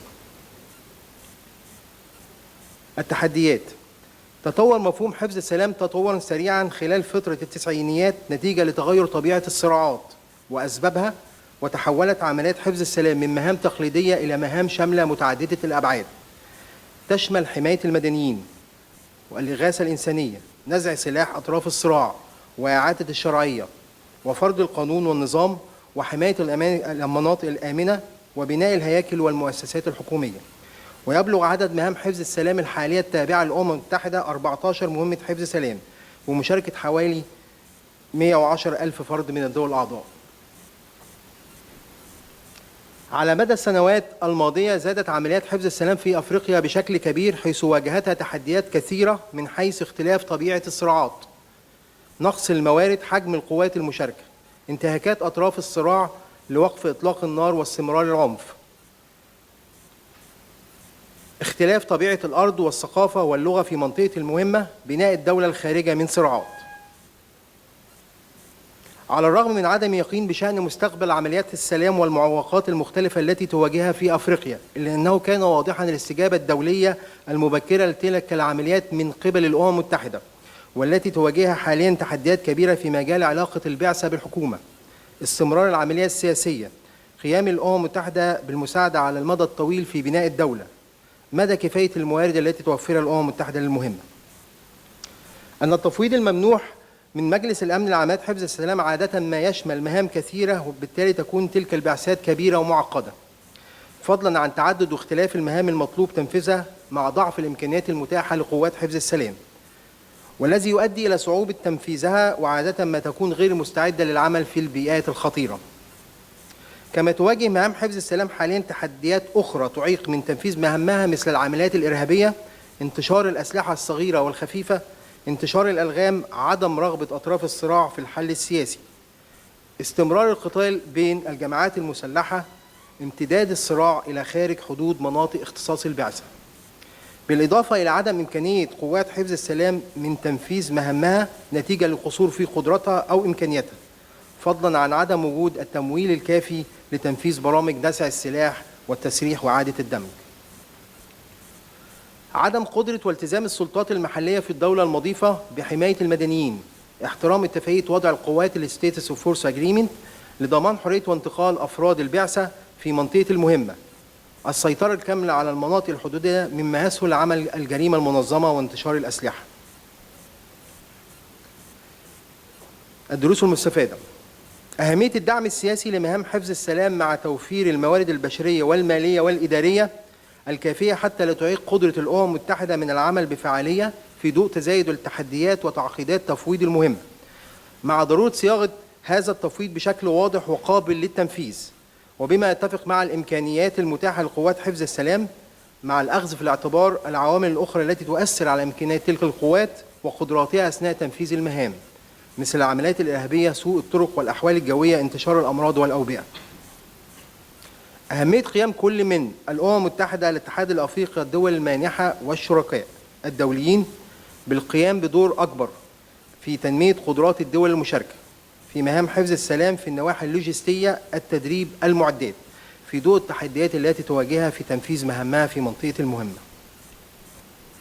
أهمية قيام الدول الأعضاء المشاركة في مهام الأمم المتحدة بتدريب أفرادها قبل النشر، خاصة في موضوعات مهام الوحدات المشاركة، حماية المدنيين، التوعية بمنع الاعتداء والاستغلال الجنسي. تفعيل دور مراكز التدريب على موضوعات حفظ السلام مع ضرورة تطوير المناهج طبقا لمتطلبات الأمم المتحدة. دراسة زيادة المشاركة في مهام حفظ السلام بالوحدات النوعية مثل وحدات القوات الخاصة، والتي تتسم بالمرونة وخفة الحركة والكفاءة العالية والقدرة على التدخل السريع. تشجيع مشاركة المرأة في مختلف مكونات البعثة الثلاثة، سواء المدنية أو العسكرية أو الشرطية. أن تقديم المساعدات الإنسانية بمعسكرات النازحين له تأثير إيجابي في تحسين العلاقة بين السكان المحليين وبعثات الأمم المتحدة المختلفة، والذي يساعد بشكل كبير في قيام المكون العسكري بتنفيذ مهامه في بيئة سلمية. كما أن توفير المعلومات حول التهديدات الأمنية المحتملة في منطقة المهمة يساعد قوات حفظ السلام على تقييم الوضع على الأرض والقدرة على تنفيذ المهام المكلفة بها. إن اتخاذ كافة الإجراءات اللازمة لسلامة وأمن أفراد الأمم المتحدة له تأثير كبير في تقليل الخسائر البشرية وعدم فقد المعدات والمركبات. وأخيراً أؤكد على أن أي نجاح أي عملية حفظ سلام لن يتم إلا بتضافر جهود الأمم المتحدة والدول المساهمة بقوات، لذا يلزم أن يكون هناك فاعلية في التنسيق فيما بينهم وشراكة في اتخاذ القرارات المتعلقة بعمليات حفظ السلام، خاصة أثناء مراحل تطوير ولايات البعثة أو تجديدها أو تعديلها، لأن الدول المساهمة بقوات أكثر دراية بالوضع الميداني بالمهمة، بما يؤهلها لإصدار توصيات مدروسة وبما يتسق مع الاحتياجات الميدانية الفعلية، في الوقت الذي يجب أن تدرك فيه الدول المساهمة بقوات ظروف البيئة الصعبة التي تنشر خلالها تلك القوات، مما يتطلب إعدادها وتجهيزها بالمعدات اللازمة وتدريبهم للوصول للمستوى المطلوب. وفي النهاية أتوجه بالشكر والتقدير والاحترام لجميع الحاضرين. Thank you.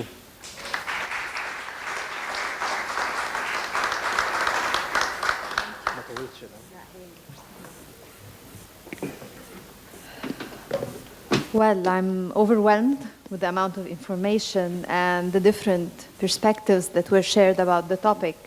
And I would like to express how personally I'm happy that the issue of women and their participation in peacekeeping came up naturally in the discussion. I'm sure the room is full of questions, and I can open the floor to the first round of Qs and As. Thank you. Can we have a mic here? Yes, please, the gentleman there. We'll have like 5 questions, and then maybe the panel can answer, and then if we have time, we'll take a second round. Thank you. I'm Professor Ahmed Salama, visiting professor of international law at Nasser Higher Academy here in Egypt. But more important, I used to be a legal advisor and liaison officer of the Egyptian peacekeeping forces in former Yugoslavia under the command and umbrella of the NATO, 1997 and 1998. I listened and I benefited a lot from the very experienced panelists. I do have very little brief intervention. I'm heading for General Berry, and let me proceed in Arabic if you don't mind, please. تعلمون حتى وقبل عملكم, before you were deployed in Lebanon with the UNIFIL, تعلمون أن اليونيفيل جابها تحديات جسام لم تحدث في تاريخ مهام حفظ السلم الدولي. أودت هذه التحديات بفقدان المصري الراحل بطرس غالي المانديت الثاني له في الأمم المتحدة. السؤال: بعد أحداث 1996 قانا و2006 قانا أيضا. والضرب وفق التقرير الفني للجنة العسكرية التي نشرها بطرس غالي بعد أحداث قانا بحكم خبرتكم مع ديبيكو في نيويورك، وبحكم أيضا خبرة مساهمة الأمين العام للأمم المتحدة مع Contributing States for Peacekeeping Operations بعد عام 2006، من وجهة نظر حضرتك الخبراتية، هل كان هناك ثمة عزوف أو تردد من بعض الدول المساهمة already في اليونيفيل؟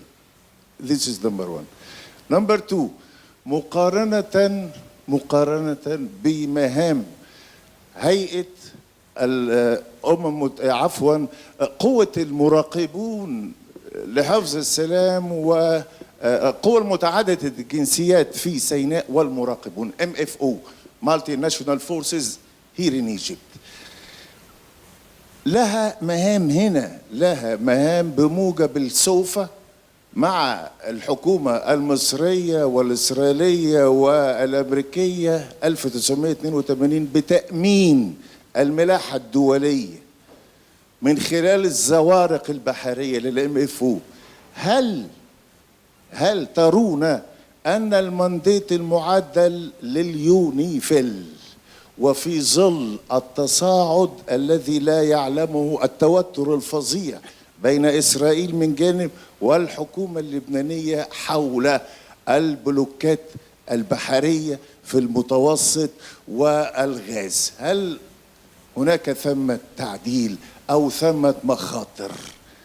السؤال للجميع وهو السؤال الأخير في ضوء المعاناة الكبيرة للدول الإفريقية من قوة حفظ السلام الدولي، تحرش جنسي، اعتداء جنسي، وصل لحد الاغتصاب الجنسي في عديد من المهام، وإحباط القرار الأول في تاريخ حفظ السلام الدولي عام 2017 بعد ما كان هناك 14 دولة تصوت على القرار التاريخي بسحب كل القوة التي يتورط فيها جندي واحد من حفظة السلام إذا ارتكب جريمة الاغتصاب.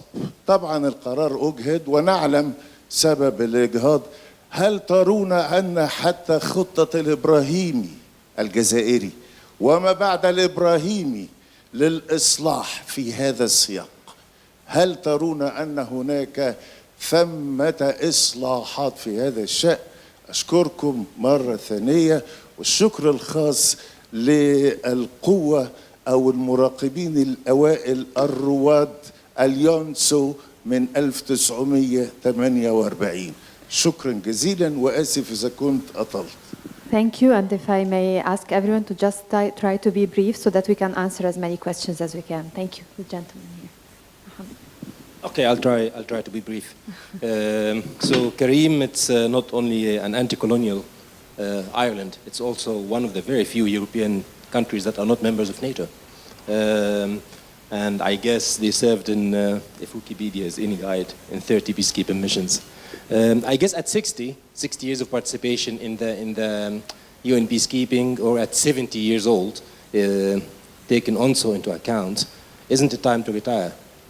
I mean, this is an age of retirement, age of 60 or 70, because we have gone from Brahimi report to the High Panel report to the Santa Cruz report, which is, by the way, focused on minimizing casualties within the peacekeeping missions and not protection of civilians and others as the High Panel did.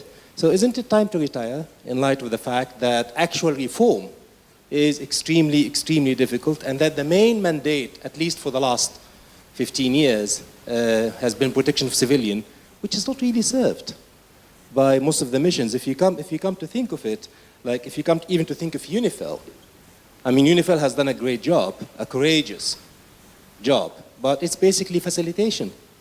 They don't even meet face to face. I mean, you facilitate between the Lebanese armed forces and the Israelis at Nakura, and it's very useful and helpful, but if 2006 happens again, you don't have the mandate, you don't have the manpower, you don't have the wherewithal to stop that.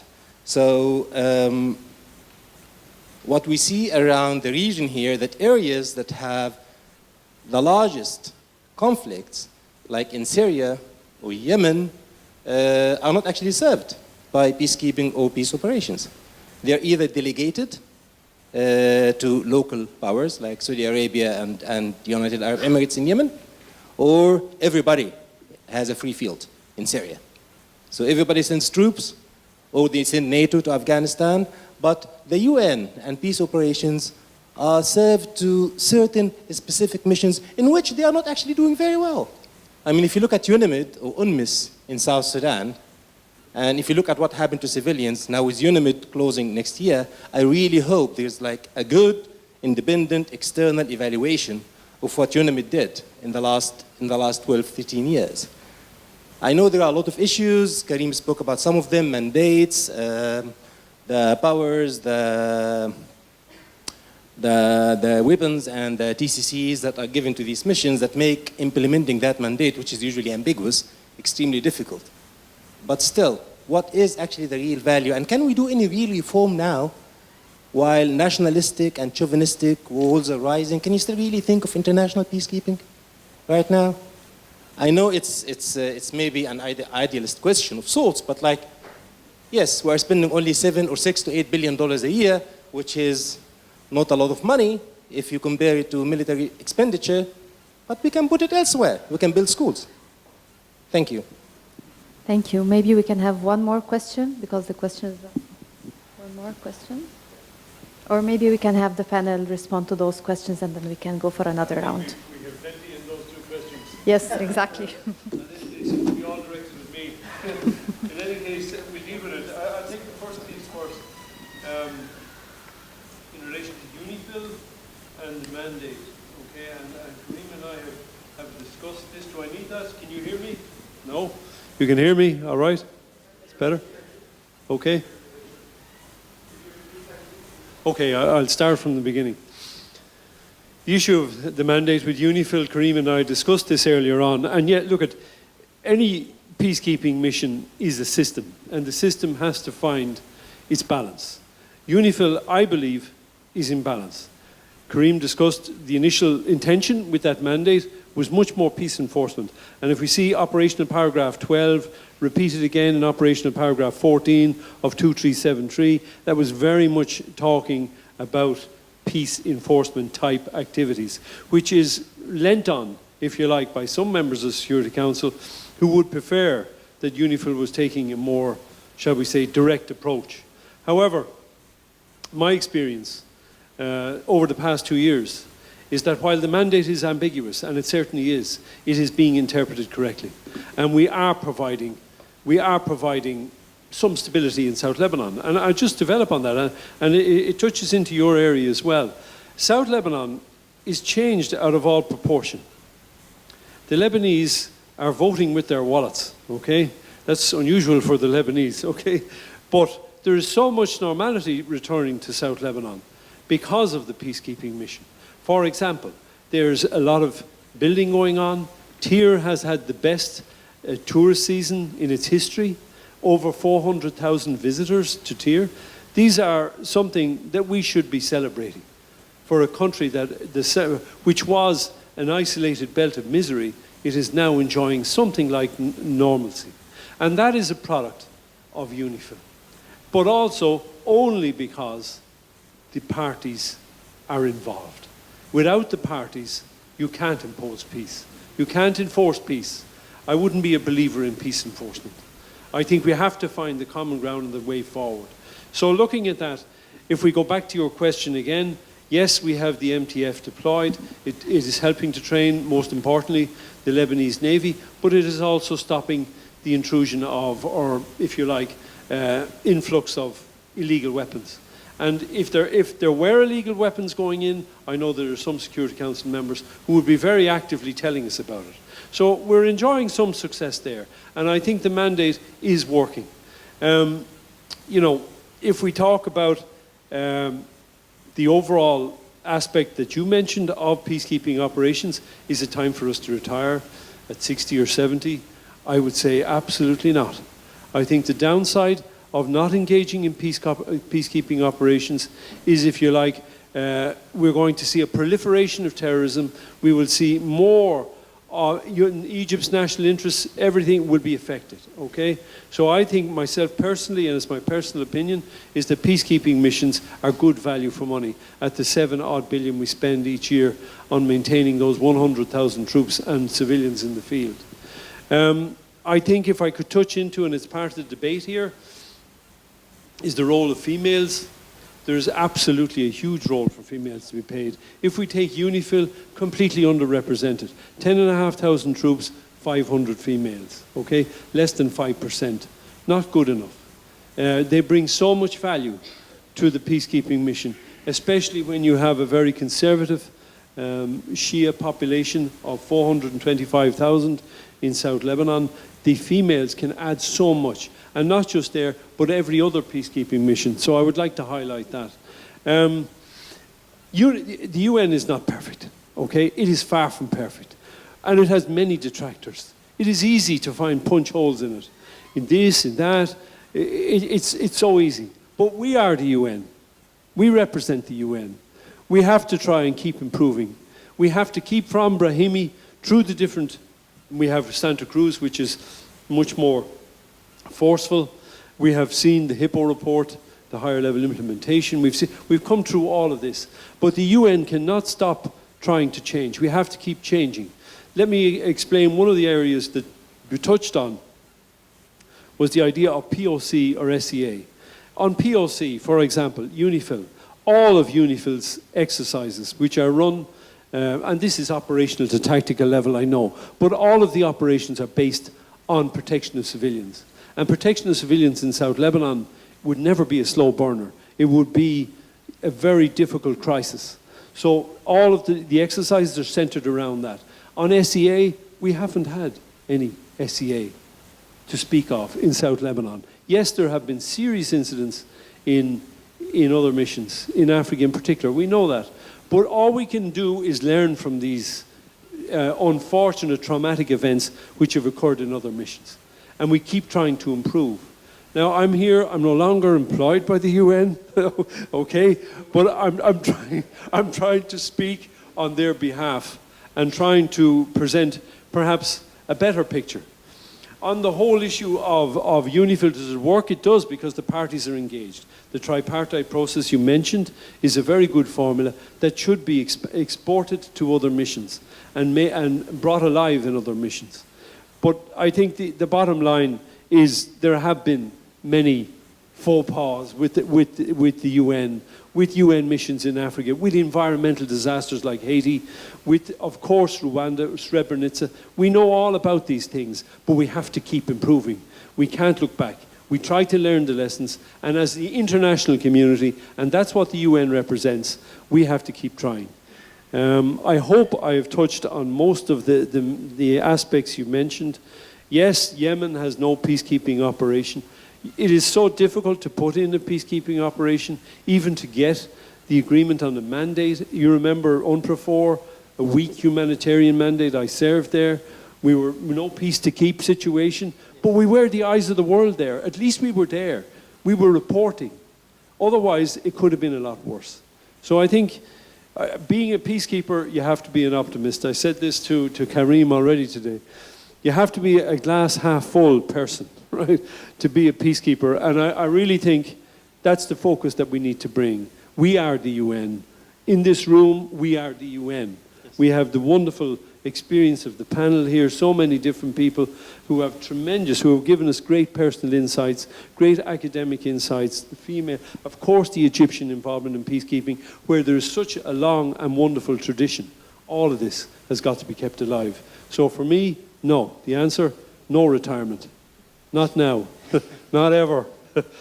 Okay. Maybe I should pass this on, please. Can I just add something for the first one, Dr. Ayman Salama? I didn't meet you since 10 years ago.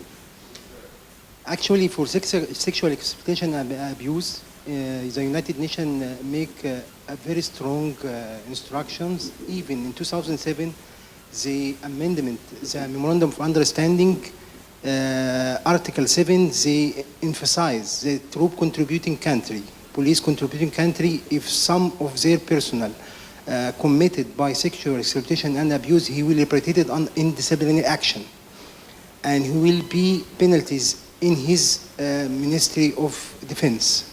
And the TCC must reply on the United Nations what is the penalties they will give it to him.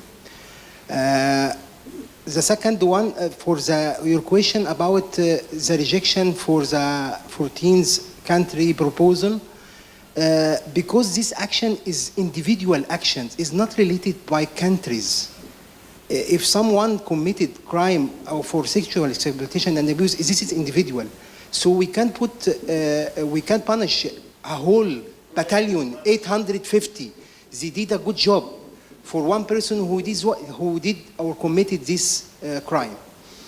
The second one for Syria. Syria, they have already United Nations mission in Syria in 2012 with military observers. But according to the willingness of the parties, they rejected these missions because any missions, when they have hostile actions, they started by military observer presence. And after they build the confidence, they can send the troops. But there is no willingness from the party, even from the government. So how can you make a UN mission there? All of the parties, they didn't agree till now. And this is my answer about the two. Thank you. Do we have any more questions?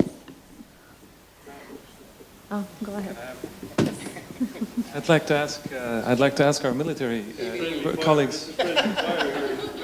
No, I mean it's also to follow up. I mean these days there's the question of the stabilization missions in Mali and places like this, and so the question is, they go in and there's an expansive use of force in order to protect civilians, or in this case in order to go after in a more aggressive, I think it's Congo, in a more aggressive fashion, you go after particular intervention brigades. So why could this not be thought about in places like Yemen, for instance? Or I mean, it is being done. It's no longer the case that the government has to approve or everybody has to approve. I mean, it's part of the tension of this peacekeeping. And so I'm curious, in this region, if this is a possibility, or is it because the African Union in Africa was okay with this, that's why it went along? Can I answer? For intervention force in DRC, it was a mission started in 1999, MONUC. And after that, they changed it to MONUSCO. But starting from 1999 till now. So when they found a hostile action in eastern part, they rebuild or establish an intervention force, including these missions. But this mission, it was already existing. And before, when some two military observers, they were killed in Ituri Brigade, and in this time, this mission, it was under Chapter 6. And after this accident happened, this mission is changing just this eastern part under Chapter 7. And this is complex for a peacekeeper to fulfill their mission. It will be under Chapter 6 or Chapter 7. But in Yemen, it's different. You cannot establish a mission until the parties they agree. They have a peace agreement. Till now, they didn't have a peace agreement in Syria and in Yemen. And Syria, it was very difficult because they are ethnic groups. They have many different. They have some people not from Syria. You will now find around 10 parties they are involved in war in Syria. So you cannot tell or let United Nations intervene in this kind of hostile actions. If I may use my presence or take advantage of my presence on the podium and refer back to the comment made by Dr. Hammam that she opposed the integrated mission in Lebanon, if any of the panelists would like to mention their opinions or their feedback on this issue. I think perhaps I have the most recent experience of this, but for me it was a wonderful education to listen to all the permutations and combinations that were probably been deliberated over in terms of integration. I think I mentioned in my own piece that probably part of the difficulty here was that UNIFIL as a mission, and there are 25 different UN organizations in the UN country team in Lebanon. So it's a huge effort. But UNIFIL is significantly different because it's interstate. It works between the host country, Lebanon, and Israel, where most of the rest of the country team, and the focus is very much now at the moment on the Syrian refugee crisis. So in terms of integration, it is the United Nations. I'm not fully privy to the moves that they are making, but there is intention to have a more regional focus to try and bring DPKO and the political side into alignment to get to, if you like, remove some of the famous United Nations stovepipes. So there is moves afoot, but there have been moves afoot before. We hope that this will be successful. And again, you have to be a little bit optimistic if you're working in the United Nations environment. But the integration for me, there is a logic to it in some ways. Certainly, UNIFIL is a major logistics hub for the Middle East, and it can support a lot with the country team as well, which it does. But it's really a political decision, as you know. It's much more on the political end of the scale. Would you like to?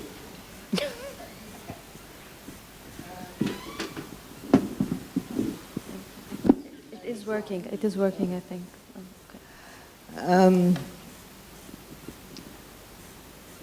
I don't think a political mission that comes in when there is such a schism internally in the country is useful, because the political mission tends to be quite partisan and imposing rather than a real negotiation. It is imposition of specific terms. And in the case of Lebanon, particularly during the war, I mean, the Security Council, I mean, we can be staff of the UN, we can be personnel of the UN. Sorry. We can be, as personnel, you know, I think we all have commitments to the principles of the UN, but realpolitik is such that member states have vested interests in particular outcomes, in particular, and so they do intervene, they do impose their will. And that was the case with the Security Council during the war. It took weeks before the Security Council actually called for an end to hostilities, even though the Security Council is the one who is responsible for ensuring peace and security in the world. And because they were expecting that Israel will crush Hezbollah. And they were giving Israel the time to do that. And then it doesn't help when the head of the Department of Political Affairs is now US. So there is no kind of light between the UN and the US when it comes to political missions. I mean, at that time, it was quite evident what the outcomes would be. Similarly, I mean, if one talks about Iraq, I mean, I'd like to make a point about that. There were, 10 years of sanctions before the war, 10 years of punishing sanctions, which the UN imposed before the war. And again, there were, specific political objectives and specific political interests of member states of specific member states with veto power in taking decisions about the war. So, the population was on its knees by the time the war began, by the time the invasion began. So there are all these elements that I think we have to be very honest about. And it seems to me, and there are examples, I mean, Srebrenica, I was the director of the regional office when the war in former Yugoslavia, erupted. And I covered Eastern Europe and the CIS countries as well as the Middle East and the Mediterranean. So, which covered, Iran, Afghanistan, and and the Arab world. So there are many examples that I think we have to be extremely, if we want to improve, if we want to reform, you have to be able to spell things out as they are, rather than, shrouded in some kind of rhetoric that sounds good, or could sound good, but is actually quite deleterious. And I think, with, I think what is happening now too with Israel, I mean, there is something that has to be said. I mean, there are two scourges, at least two scourges of the UN in this region, and maybe a third, maybe the Sudan as well, the partition. But one is Palestine, one is Iraq, the other is the 2006 war, the third. And I think we have to be honest. And, the debate, in a way, it's like news broadcasts nowadays. I mean, you turn channels and it's everybody's speaking from the same crib sheet. There's no real debate in the UN about, you can't actually speak truth to power in many ways because the UN is dependent on these powerful states for its funding, for its support, etc. So in the end, you can become hostage to those national interests, and the fact that even Kofi Annan, who took a very good position, he tried to avert the war in Iraq by going to Iraq, and try and negotiate with Saddam Hussein at the time. He came back a hero to the UN headquarters, but after he was slapped on the wrist for that, he never brought it up again. So I think we do have to be honest, and this region in particular actually brings out a lot of the contradictions, and we can't all be, we can't all speak with one voice when you're talking about political issues, and they're long-standing political issues, they are real conflicts.